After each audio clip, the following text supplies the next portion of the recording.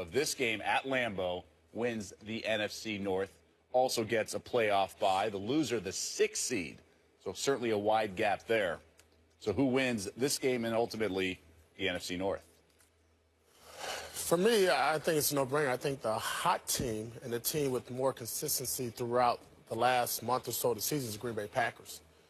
Aaron Rodgers, Eddie Lacy, watching them run the football, throw the football to Jordy Nelson, defensively playing much better in the later part of the season, able to get the quarterback and back. The Lions, you got distraction this week with your center being suspended for a game, injuries left and right with some of your star players, and you're at Lambeau Field.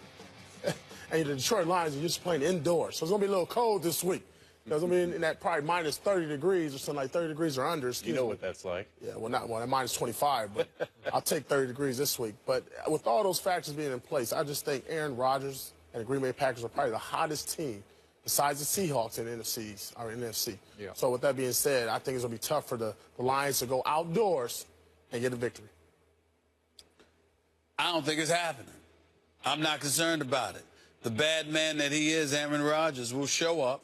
Obviously, he won't be stricken by the flu this time around, the bug. Won't catch cramps because he's worried about because he's feeling dehydrated.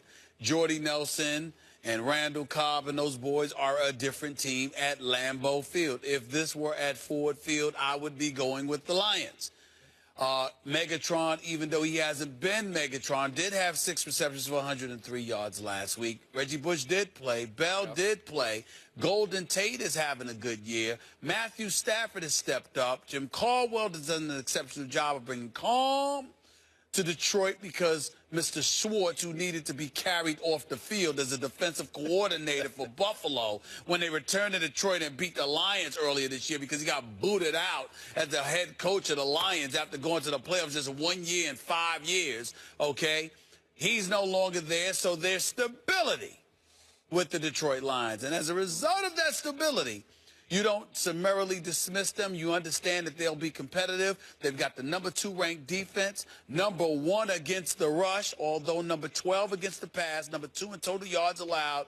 But being number 12 against the pass matters in this particular game because you are dealing with the best passer in football. I'm talking about the bad man that he is, I thought Aaron you meant Rodgers. Tom Brady. So as a result, I'm going to look at it, and I think that Green Bay is going to put up points in bunches this game. I think that Green Bay is going to win somewhere along the lines of 41-20. 41-20. I think it's going to be like that. I think it's going to You got some turnovers included in that. Yes, I think a little bit too much has happened. Not that I'm disrespecting Detroit because I know they can play, but this week, just this week, too many distractions, too many headaches, and you've already secured a playoff berth. And I think because you know that you've got the comfort of that, I think the minute Green Bay gets rolling, Detroit's going to concede and be like, all right, we live another day. We're going to the playoffs. We'll take it from there. I think that's what's going to happen here.